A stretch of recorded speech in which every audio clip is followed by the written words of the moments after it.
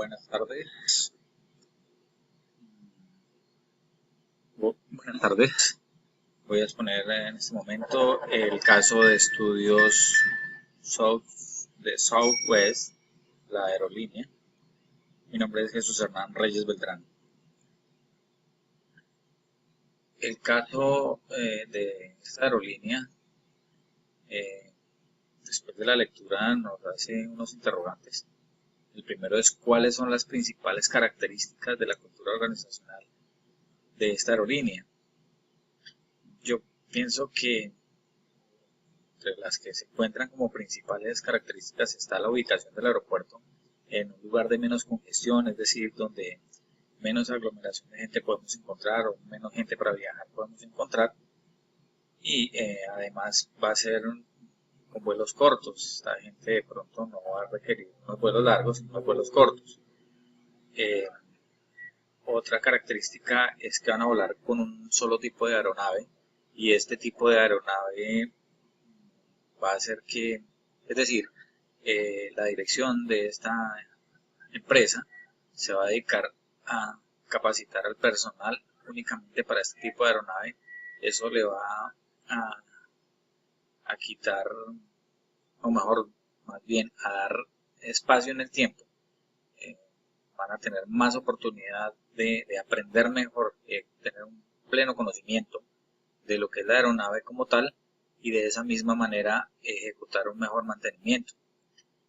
Eh, Envío de observaciones de observadores a Indianápolis. Esa es otra característica que hay allí, y es el haber enviado personal a que observe cómo son los mantenimientos en Indianápolis, a sabiendas de que allí los mantenimientos tienen que ser muy ágiles, muy rápidos, para poner el vehículo otra vez en marcha después de cualquier falla que se presente. Ese mismo tipo de situaciones lo que quieren implementar, o lo que implementa la aerolínea en nuestro caso. La no asignación de puestos,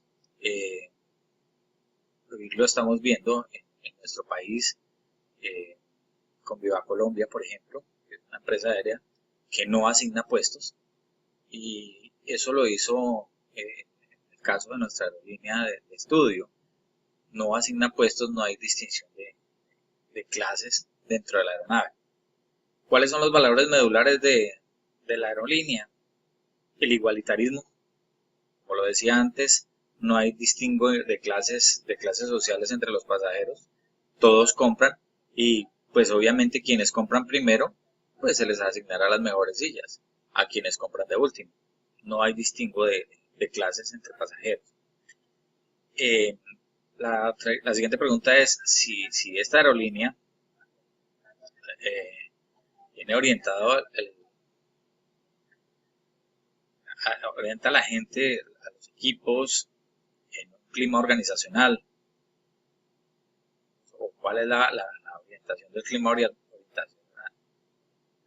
organizacional que orienta los resultados de la gente y los equipos. Entonces todo va orientado hacia la gente y desde la gente, es decir, las buenas relaciones que se manejan al interior de la organización como tal, muestran esa eficiencia dentro de esa organización. Se la muestran directamente al trato con los pasajeros, con el exterior de la organización. Dice que si es el clima organizacional de la empresa agresivo, competitivo, colaborador, o que si promueve la estabilidad. Yo considero que es competitivo, porque con las características que tiene de cultura organizacional, tiende a ser muy competitivo. Que es colaborador, sí es colaborador hacia el interior con todo su personal y el recurso humano, así como hacia el exterior con todos los pasajeros. Y promueve una estabilidad, obviamente que va a promover muchísimo la estabilidad, porque dentro de la entidad hay unos lazos de compañerismo fraternal que hace que haya poca rotación de personal. También nos pregunta que si es fuerte el grado de formalización del clima organizacional. Es tan fuerte que genera la estabilidad laboral. Si no fuera fuerte, no habría una estabilidad laboral, estuvieran rotando muy seguramente constantemente el personal. Por eso considero que sí es fuerte. La siguiente pregunta: ¿hay un clima de control interno de comportamiento de los empleados de la empresa? Sí, hay un clima laboral excelente y por ello el control interno genera, por ello el control interno genera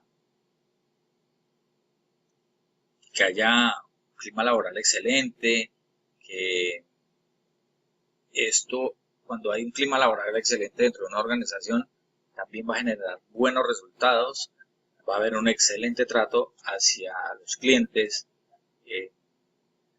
definitivamente todo va a engranar perfecto, todo dependiendo de las buenas relaciones al interior, relaciones personales al interior, que se van a ver reflejadas en el exterior.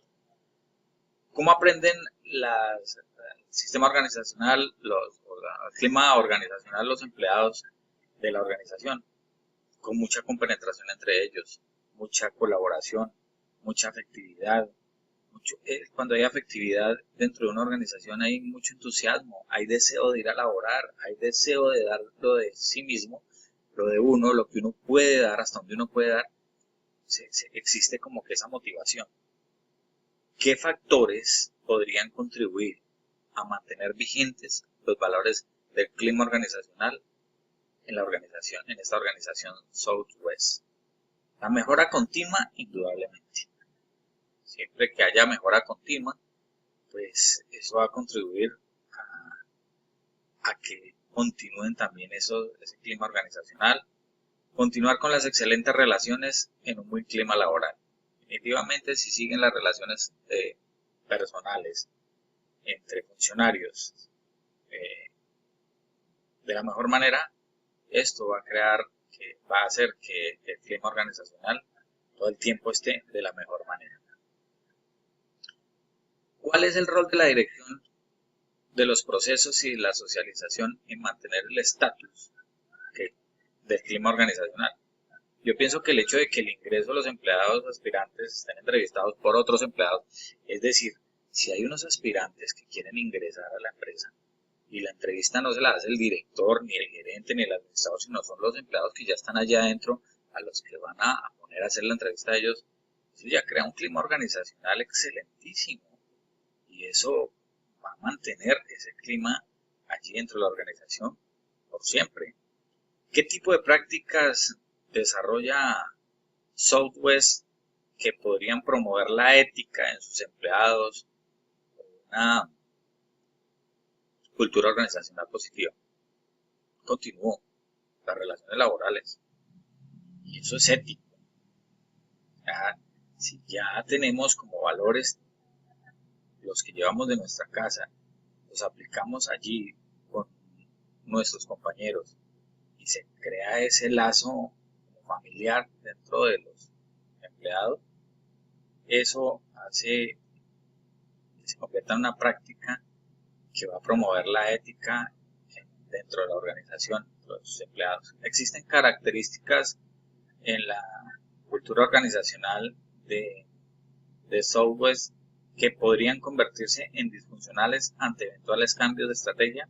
Sí, sí creo que el tener un solo tipo de aeronave, un solo equipo, pues a largo plazo tiene que de alguna manera volverse disfuncional, porque la tecnología avanza y a pasos agigantados, que si nos quedamos en un solo equipo, la competitividad por ese lado, en la parte tecnológica, no la vamos a poder afrontar con otras empresas. Identifique las posibles barreras para el cambio organizacional y obstáculos posibles para la diversidad de personal. El cambio organizacional puede presentar barreras al querer innovar los equipos. Claro,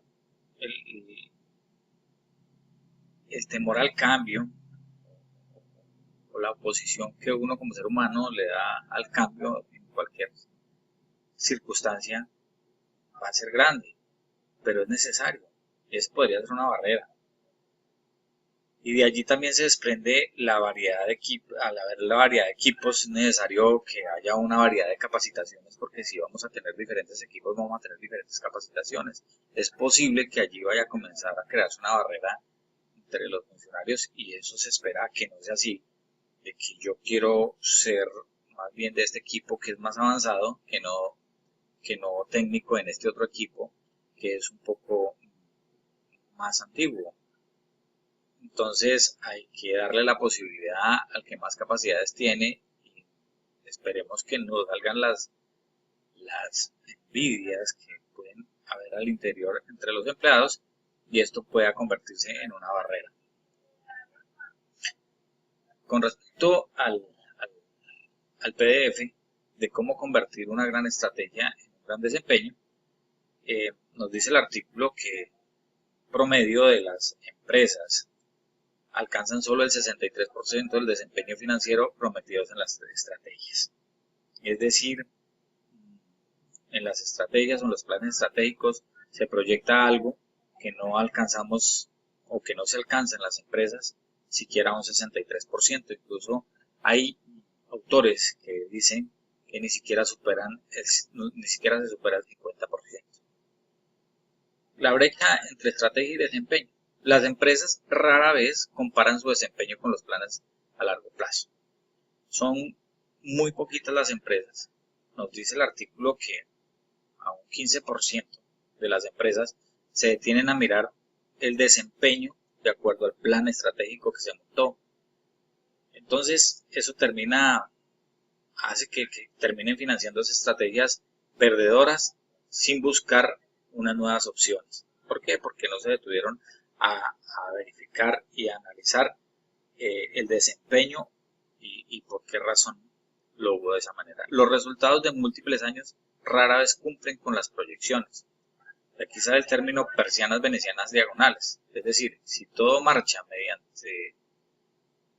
bien, puede haber un punto de partida un poco más alto que el año anterior, pero el desempeño año tras año es inferior al presupuestado en el plan.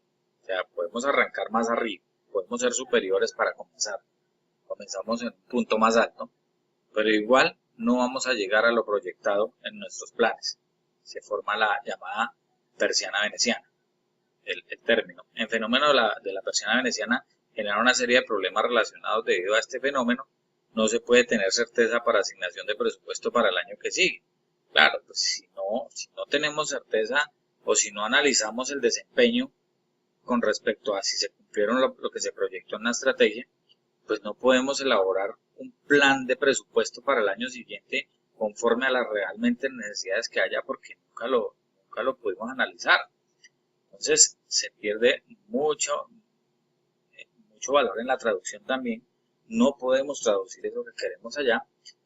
Los cuellos de botella tampoco suelen ser invisibles para la alta gerencia porque no sabemos dónde estamos fallando, en qué estamos fallando, no analizamos nuestro plan estratégico al desarrollarlo, en dónde nos quedamos cortos, qué nos quedó faltando, y ahí no podemos analizar dónde está el cuello de botella. La brecha estrategia de desempeño fomenta una cultura de subdesempeño, y para ello entonces, para tratar de cerrar la brecha, pues el autor de nuestro artículo nos habla de 7 reglas que podemos tener en cuenta. La regla número 1, mantenerlos simples, hacerlo concreto, estrategias simples y concretarlas, concretar esa estrategia, llegar a un fin, llegar a una meta, debatir supuestos, pronósticos. Los supuestos pueden ser más realistas que los pronósticos, usar un marco riguroso, hablar un solo idioma, discutir tempranamente el despliegue de los recursos, los pronósticos que sean realistas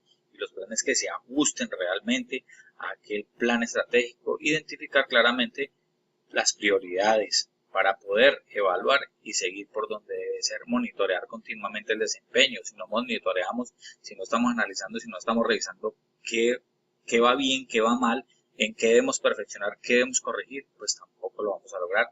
Y recompensar y desarrollar habilidades de ejecución. Cuando ya analizamos y vemos que sí, que se está cumpliendo, pues también hay que recompensar, hay que felicitar, hay que darle a conocer eso a toda la organización como tal. Muchas gracias. Esa fue mi exposición.